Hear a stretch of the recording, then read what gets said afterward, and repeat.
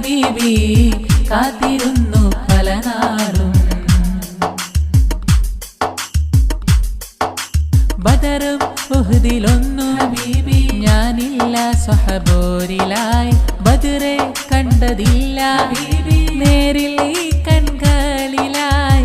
ആഖിറം മുന്നിലായി നിൽക്കും പാപിയേലും. ആഖിറം മുന്നിലായി നിൽക്കും പാപിയേലും.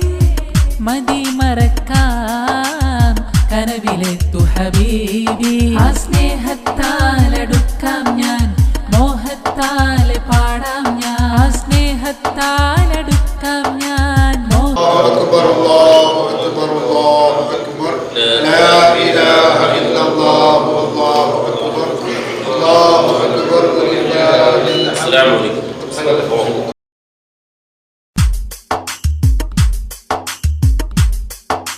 കണ്ണിൽ കൽബിൽ ഹബീബി കണ്ടതില്ല ഒരു നാളും.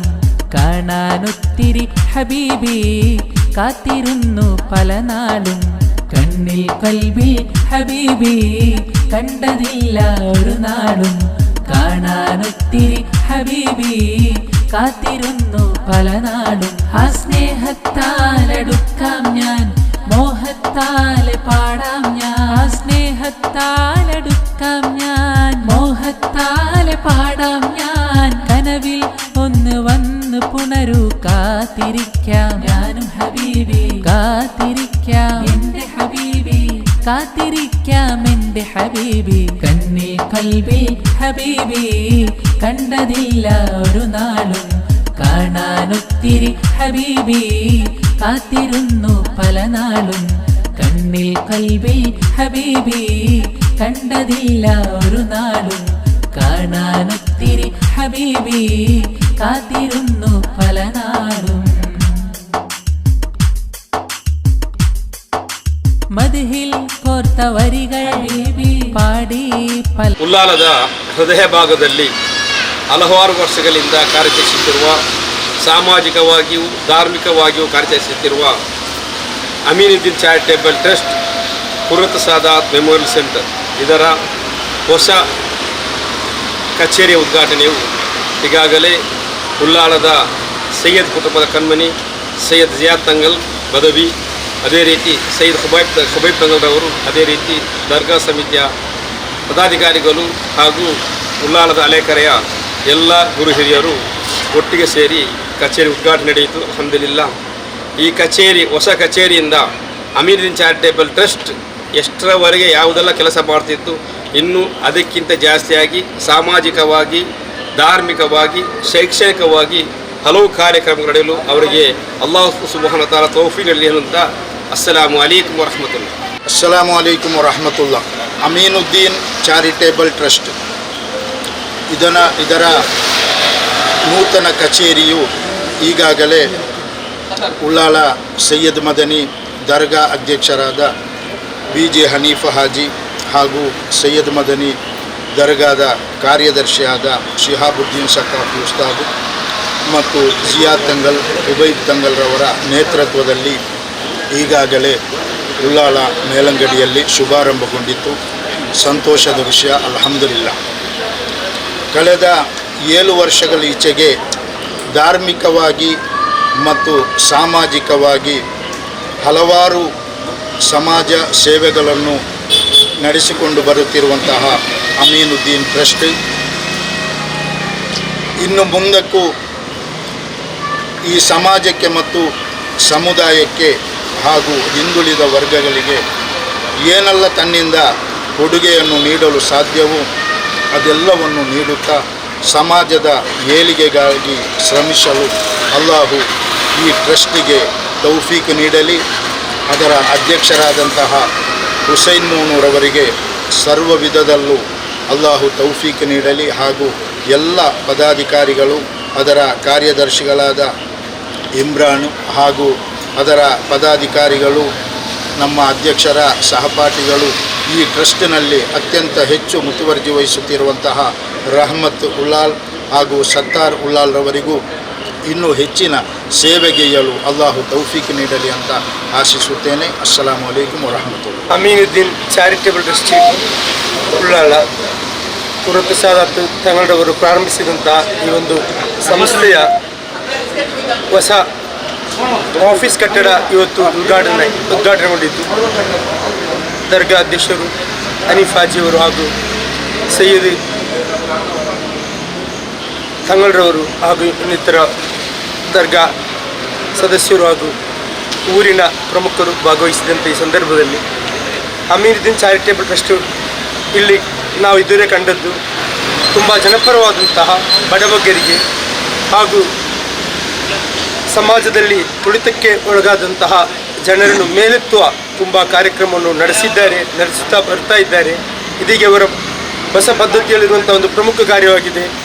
ಬಡ ನಿರ್ಗತಿಕರಾದಂತಹ ಹೆಣ್ಮಕ್ಕಳಿಗೆ ಮದುವೆ ವಿಚಾರದಲ್ಲಿ ಒಂದು ಸಾಮೂಹಿಕ ವಿವಾಹ ಏರ್ಪಡಿಸುವ ಕಾರ್ಯಕ್ರಮದಲ್ಲಿ ತಲ್ಲೀನರಾಗಿದ್ದಾರೆ. ಈ ರೀತಿ ಅಮೀನುದ್ದೀನ್ ಚಾರಿಟೇಬಲ್ ಟ್ರಸ್ಟ್ ಬಹು ಜನಪರವಾದಂತಹ ತುಂಬ ಕಾರ್ಯಕ್ರಮ ನಡೆಸ್ತಾ ಬಂದಿದೆ. ಇದರ ಅಧ್ಯಕ್ಷರಾದಂತಹ JD ಮೊಹಮ್ಮದ್ ಅಕರ್ ಅವರು, ಅದೇ ಇದರ ಸಹಕರಿಸುವಂತಹ ಎಲ್ಲ ಸತ್ತಾರ್ ಬಾಯಿ ಹಾಗೂ ಮುಸ್ತಫಾಕರ್ ಅವರು, ರಹೀಂ ಬಾಯಿ, ಇನ್ನಿತರ ತುಂಬ ಜನರ ರಹಮತುಲ್ಲಾ ಇವರೆಲ್ಲ ಸಹಕಾರದೊಂದಿಗೆ ಜನರ ಸಹಕಾರವನ್ನು ಕೋರಿಕೊಂಡು ಅವರು ತುಂಬ ಜನಪರ ಕಾರ್ಯವು ಶ್ಲಾಘನೀಯವಾಗಿದೆ. ನಾವು ಅಭಿನಂದಿಸಲೇಬೇಕಂತ ಕಾರ್ಯಕ್ರಮವಾಗಿದೆ. ಅಲ್ಲಾಹು ಸುಬ್ಹಾನಹು ವ ತಆಲಾ ಈ ಒಂದು ಸಂಘವನ್ನು ಇನ್ನಷ್ಟು ಉತ್ತಮ ಕಾರ್ಯಗಳು ನಡೆಸಲು ಅಲ್ಲಾಹು ಅವರಿಗೆ ತೌಫೀಕ್ ನೀಡಲೆಂದು ಪ್ರಾರ್ಥಿಸುತ್ತಾ ಈ ಒಂದು ಕಾರ್ಯಕ್ರಮವು ಇವರು ನಡೆಸುತ್ತಾ ಈ ಒಂದು ಕಾರ್ಯಕ್ರಮ ಇನ್ನೂ ಬಾಳಲಿ ಎಂದು ಅಭಿನಂದಿಸುತ್ತಾ ನಾನು ನನ್ನ ಮಾತಿಗೆ ಕೊನೆಗೊಳಿಸ್ತಾ ಇದ್ದೇನೆ. ವಾಫಿರು ದಾವಾನಿ ಅಲ್ಹಮ್ದುಲಿಲ್ಲಾಹಿ ರಬ್ಬಿಲ್ ಆಲಮೀನ್. ಇವತ್ತು ಅಮೀನುದ್ದೀನ್ ಚಾರಿಟೇಬಲ್ ಟ್ರಸ್ಟ್ನ ನೂತನ ಕಚೇರಿಯನ್ನು ಉದ್ಘಾಟನೆಯನ್ನು ಮಾಡಿಕೊಟ್ಟಿರುವಂಥ ಕೇಂದ್ರ ಜುಮಾ ಮಸೀದಿಯ ಅಧ್ಯಕ್ಷರಾದ BJ ಹನೀಫ್ ಹಾಜಿರವರೇ ಹಾಗೂ ಕೇಂದ್ರ ಜುಮಾ ಮಸೀದಿಯ ಸೆಕ್ರೆಟರಿಗಳಾದ ಸಿಯಾಬ್ ಸಕ್ಕರ್ರವರೇ, ಜಿಯಾ ತಂಗಳರವರೇ, ಪೇರಿ ತಂಗಳರವರೇ ಹಾಗೂ ಇಬ್ರಾಹಿಂ ಉಸ್ತಾದ್ರವರೇ, ನೊಮಾನ್ ಉಸ್ತಾದ್ರವರೇ, ಎಲ್ಲ ಉಸ್ತಾದ್ಗಳಿಗೂ ಹಾಗೂ ನಮ್ಮ ಈ ಟ್ರಸ್ಟಿನ ಸಹಪಾಠಿಯಾದ ಎಲ್ಲ ಸದಸ್ಯರಿಗೂ ಅವರ ಬೆಂಬಲದಿಂದ ಅವರ ರಾತ್ರಿ ಹಗಲು ದುರ್ಮೆಯಿಂದ ಇವತ್ತಿಗೆ ನಾವು ಈ ನೂತನ ಕಚೇರಿ ಉದ್ಘಾಟನೆಯನ್ನು ಮಾಡಿದ್ದೇವೆ. ನಾವು ಸಾಧಾರಣ 8 ವರ್ಷಗಳಿಂದ ಈ ಅಮೀನುದ್ದೀನ್ ಚಾರಿಟೇಬಲ್ ಟ್ರಸ್ಟ್ನ ಕಾರ್ಯಪ್ರವೃತ್ತಿಯಾಗಿ ಬಂದಿರುತ್ತೇವೆ. ಬಡ ಹೆಣ್ಮಕ್ಕಳಿಗೂ ಅದೇ ಥರ ಬಡ ಹೆಣ್ಮಕ್ಕಳ ಸಹಾಯಾರ್ಥವಾಗಿ, ಬಡ ರೋಗಿಗಳ ಸಹಾಯಾರ್ಥವಾಗಿಯೂ, ಸಾಮಾಜಿಕವಾಗಿಯೂ, ಧಾರ್ಮಿಕವಾಗಿಯೂ, ಎಲ್ಲವಾಗಿಯೂ ನಾವು ಅದನ್ನು ಮಾಡ್ತಾ ಬಂದಿದ್ದೇವೆ. ಅಲ್ಲಾಹನ ಅನುಗ್ರಹದಿಂದ ಇನ್ನು ಮುಂದೆ ಸಹ ಈ ಸಮಾಜ ಸೇವೆಗಳನ್ನು ಮಾಡಲಿಕ್ಕೆ ಅಲ್ಲಾಹು ನಮಗೆಲ್ಲರೂ ತೌಫೀಕ್ ನೀಡಲಿ. ಅದು ಥರ ನಮ್ಮ ಈ ಟ್ರಸ್ಟ್ನ ಸದಸ್ಯರಾದ ಎಲ್ಲವರು ನನ್ನ ಬೆನ್ನೆಲುಬಾಗಿಲಾಗಿ ನಿಂತು ನಮಗೆ ಸಹಕಾರ ಕೊಟ್ಟಿದ್ದಾರೆ. ಇಷ್ಟು ಥರ ಕೊಟ್ಟು ಇನ್ನೂ ಮುಂದೆ ಸಾವಿರ ಕೊಟ್ಟು ಈ ಅಮೀನುದ್ದೀನ್ ಚಾರಿಟೇಬಲ್ ಟ್ರಸ್ಟನ್ನು ಅಲ್ಲಾಹನ ಅನುಗ್ರಹದಿಂದ ಅಂತಿಮ ದಿವಸವರೆಗೆ ನೆಲೆನಿಂತು ಬಡ ನಿರ್ಗತಿಯವರ ಸಹಾಯ ಬೇಕಾಗಿ ನಾವು ದುಡ್ಲಿಕ್ಕೆ ನಾವೊಂದು ತೀರ್ಮಾನ ಮಾಡಿದ್ದೇವೆ. ಅದಕ್ಕೆ ಎಲ್ಲರೂ ಸಹಕಾರ ಕೊಟ್ಟು ಈ ಅಮೀನುದ್ದೀನ್ ಚಾರಿಟೇಬಲ್ ಟ್ರಸ್ಟನ್ನು ನಡೆಸಲಿಕ್ಕೆ ಎಲ್ಲರಿಗೂ ಸಹಕಾರವನ್ನು ಕೊಟ್ಟು ನಮಗೆ ಸಹಕರಿಸಬೇಕಾಗಿ ಅದನ್ನು ಅಲ್ಲಾಹು ನಮಗೆಲ್ಲರಿಗೂ ತೋರಿಸಿರಲಿ ಎಂದು ನಾನು ಮಾತು ಮುಗಿಸ್ತೇನೆ. ಸಲಾಮ್ ಅಲೈಕುಂ. اللهم صل وسلم على رسولك سيدنا محمد وعلى آل سيدنا ومولانا محمد. اللهم أوصلت لك بما قرأناه من القرآن العظيم. آمين. وما سلمنا بعد القبول منا بحضرة حبيبنا المصطفى سيدنا محمد صلى الله عليه وسلم وبركات أهل الخير كلهم أجمعين. آمين. منهم إلى حضرة قطب الزمان ملاذنا سيدنا محمد الشريف المدني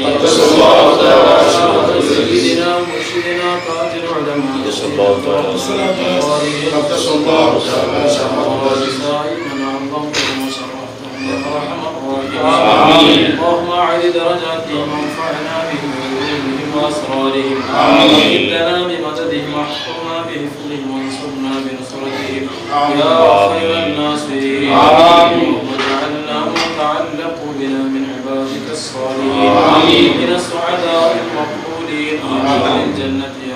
العالمين آمين. لا تجعلنا ولا إياهم من أهل النار آمين. من الأشقياء المطرودين يا أرحم الراحمين آمين. لا ضرات أمواتنا وأموات المسلمين والمسلمات آمين. اللهم اغفر لنا ولهم وارحمنا وإياهم آمين. بيننا وبينهم في دار جناتك النعيم آمين. مع الذين أنعمت عليهم من النبيين والصديقين والشهداء والصالحين آمين. ربنا عليك توكلنا وإليك نبنا وإليك المصير آمين. ربنا آتنا في الدنيا حسنة وفي الآخرة حسنة وقنا عذاب آمين. ربنا تقبل منا إنك أنت السميع العليم وتب علينا إنك أنت التواب الرحيم آمين. آمين برحمتك يا أرحم الراحمين. صلى الله عليه وسلم على خير سيدنا محمد وعلى آله وصحبه أجمعين.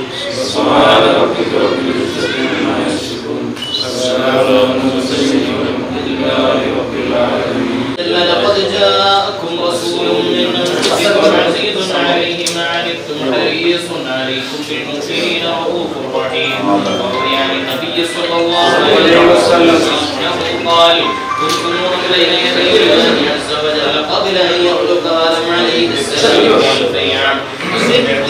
وذلك النور يسبح الملائكة بالتسبيح. فلما خلق الله تعالى آدم عليه السلام وذلك النور في طينته فأهبطني الله في صلب آدم عليه السلام وجعلني في السفينة في صلب نوح عليه السلام وجعلني في صلب الخليل إبراهيم عليه السلام حين قذف به في النار ولم يزل ينقذني ربي من الأسلاف الكريمة الفاخرة إلى الأرحام الزكية الطاهرة حتى أخرجني الله من بين أبوي ولم يلتقيا على سفاح قط. صلى الله على محمد صلى الله عليه وسلم. صلى الله على محمد صلى الله عليه وسلم. صلى الله على محمد صلى الله عليه وسلم.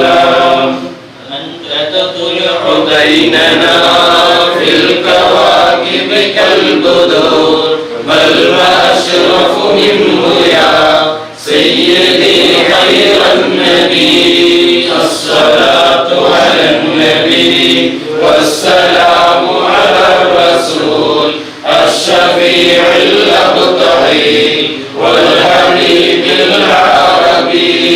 أنت أم أم أبو ما رأينا فيهما مثل حسنك قط يا سيدي خير النبي. الصلاة على النبي والسلام على الرسول الشفيع الأبطحي والحبيب العربي.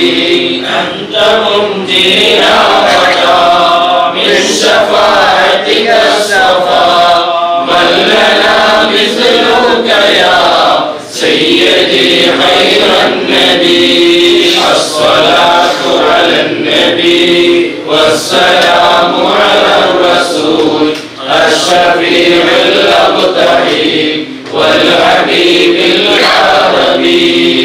ارتكبت على الخطا غير حسر وعدا لك أشكو فيه يا سيدي خير النبي. الصلاة على النبي والسلام على الرسول الشفيع الأبطحي والحبيب العربي. إننا نرجو إلى كرس حوضك للهتاف يوم نشر كتابيا سيدي خير النبي. الصلاة على النبي والسلام على الرسول الشفيع الأبطحي والحبيب العربي. الشفاعة هب لنا في القيامة مشفقا وهب لنا إلا النبي الصلاة على النبي والسلام على الرسول الشفيع المبتغي والحبيب العربي الصلاة على النبي كل وقت دائما لاح نجم في السماء سيدي خير النبي الصلاة على النبي والسلام على الرسول الشفيع المبتغي والحبيب العربي. وبعد الأحوال رضي الله عنه لما أراد الله تعالى إظهارا للمغزول وإبراز غير المكلوم من عبد الله إلى بطن آمنة رضي الله عنها في العرب وذلك في ليلة الجمعة من شهر رجب الله رضوان عليه السلام وفتح أبواب الجنان وتزينت الحور والبلدان وضبطت بشائر الأفراح وزهرت كواكب الصباح ونادى مناد في السماء والأرض ألا إن النور المكرون منه سيد البشر في بطن آمنة رضي الله عنه فلما انتقل نور نبينا محمد صلى الله عليه وسلم من عبد الله إلى بطن آمنة رضي الله عنه إذ اهتز العرش طربا واستبشارا وزاد الكرسي هيبة ووقارا وامتلأت السماوات أنوارا وضجت الملائكة تهليلا واستغفارا فأصبحت آمنة رضي الله عنها ليلة والأنوار تلوح في جبهتها المؤتمنة فأميت به من المخاوف الكامنة وظهرت لانتقال نوره الآيات فتباشرت به جميع المخلوقات فلما حملت به صلى الله عليه وسلم بشرت في شعبان من عيد المنى وقيل لها في رمضان لقد حملت بالمنتقى من البأس والقنا فسمعت الملائكة في شوال يبشرونها بالظفر بغاية المنى ورأت الخليل إبراهيم عليه السلام وهو يقول لها بشري بصاحب الأموال والوقار والسنا فأتاها في ذي الحجة الموسى الكريم عليه السلام برتبة سيدنا محمد صلى الله عليه وسلم وجاءه الأسنى وناداها في مقام جبريل عليه السلام ليشرقت بلادتها قدرنا واستفت الملائكة منزلها في سفر فعلمت أن موعد السرور قد قرب بدنا فلما أن رقيب نبل أضاءت الأرض والسماء وأشرقت البيت والصفا ثم لما جاء وقت الولادة وخرج من شهور السعادة فجد بأمنة رضي الله عنها الولادة وحان بروز شمس السعادة تلألأ الحق والقضاء ونشرت له في الكون على مدرها فإذا بطائر جبريل قصة عن هوى فمر بجناحه على بطنها من رضي الله عنها فضربها المخاض ليلة الاثنين الثاني عشر من شهر ربيع الأول فولدت صبيحتها نبي الثقلين صلى الله عليه وصحبه أجمعين. صلى الله على محمد صلى الله عليه وسلم صلى الله على محمد صلى الله عليه وسلم صلى الله على محمد صلى الله عليه وسلم إذا الحبيب السيد المتعبد والنور من مداته يتوقد يا رب صل على النبي محمد منزل الملائك من جهنم في غدي جبريل نادى في منصة حسنه حرام للقول هذا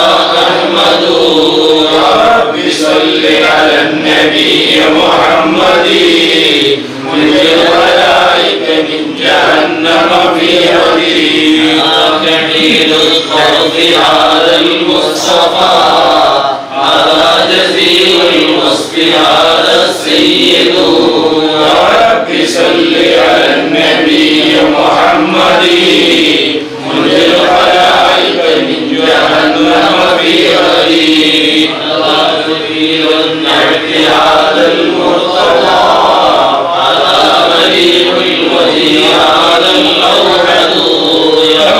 صل على النبي محمد منذر الخلائق من جهنم في رديء الذي خلعت عليه ملابس ونقائص فنظيره لا يوجد.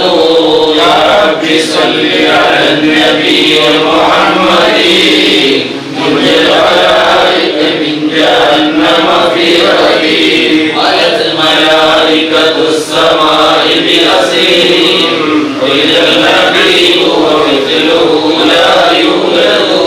يا رب صل على النبي محمد منذر الخلائق من جهنم في رديء صالح أمته برؤية وجهه هذا هو الجاه العظيم الأزيد. يا رب صل على النبي محمد منذر الخلائق من جهنم في رديء لدته مفتونا ومكحولا كما قد جاء في الخبر الصحيح المسند. يا رب صل على النبي محمد منذر الخلائق من جهنم في رديء صلى عليك الله يا علم الهدى على حقهم في الغصون يوردوا. يا رب صل على النبي محمد منذر الخلائق من جهنم في رديء. اللهم صل على سيدنا محمد وعلى آل سيدنا محمد أجمعين. اللهم صل على سيدنا محمد وعلى آل سيدنا محمد أجمعين. اللهم صل على سيدنا محمد وعلى آل سيدنا محمد أجمعين. صلاة تنجينا بها من جميع الأهوال والبليات والأصحاب والآفات وطهرنا بها من جميع السيئات وقنا بها جميع الخطيئات وتنزل لنا بها جميع الحاجات بها عندك أعلى الدرجات وبلغنا بها أقصى الغايات من جميع الخيرات في الحياة وبعد الممات. وصل اللهم ثواب ما طلبناه بعد القبول منا إلى حضرة النبي المصطفى محمد صلى الله عليه وسلم بأرواح سائر الأنبياء والأولياء والشهداء والصحابة والصديقين والصالحين. اللهم آت نبيك محمدا الوسيلة والفضيلة والدرجة العالية الشريفة وابعثه مقاما محمودا الذي وعدته إنك لا تخلف الميعاد. اللهم وأوصل مثل ثواب ما قرأناه خاصة إلى روح ملاذنا صاحب المقامات والكرامات السيد محمد الشريف المدني روح شيخ مشايخنا تاج العلماء السيد عبد الرحمن البخاري والسادات وصائر الأولياء والصالحين الموجودين في بلادنا هذه وسائر بلدان المسلمين. اللهم اجعل ثواب ما قرأناه زيادة في فضلهم وشرفهم يا رب العالمين. اللهم وأوصل مثل ثواب ما قرأناه إلى أرواح من ماتوا منا ومن سائر المسلمين. اللهم اجمع بيننا وبينهم في دار جنات جنات غير سابقة عذاب ولا حساب يا رب العالمين. اللهم إنا نسألك ونتوسل إليك باسمك العظيم وبجاه نبيك الكريم ووليك العظيم اغفر عنا الذنوب وتستر العيوب وتحسن الأخلاق وتوسع الأرزاق وتشفينا من الأسقام وتعافينا من الآلام وتدفع عنا وعن أهل بلدنا وبيتنا هذا الصم الناقع والوباء القاطع إنك مجيب سامع واصرف عنا الطاعون والبلاء وتعصمنا من إنزال قهرك والوباء وتحجبنا بنورك من شر عدونا ومن شر ملعون ومن شر الوباء والطاعون. اللهم إنا نسألك أن تعيذنا وما قدمنا من عذاب القبر وتؤمننا وإياهم من الفزع الأكبر وتؤمننا وإياهم عن دار البوار وتسكننا وإياهم الفردوس من دار القرار. نسألك اللهم بجاه نبيك شفيعنا المصطفى محمد صلى الله عليه وسلم الأنبياء الصالحين توفق لأهل هذا المكتب أن يفعلوا الخير في هذه يا رب العالمين اللهم اجلب إلى هذا المكتب الخير حيث كان اشرف عنه الشر إن كان فيه يا رب العالمين ربنا آتنا في الدنيا حسنة وفي الآخرة حسنة وقنا عذاب النار آمين برحمتك يا أرحم الراحمين صلى الله على خير خلقه سيدنا محمد وآله وصحبه أجمعين سبحان ربك رب العزة عما يصفون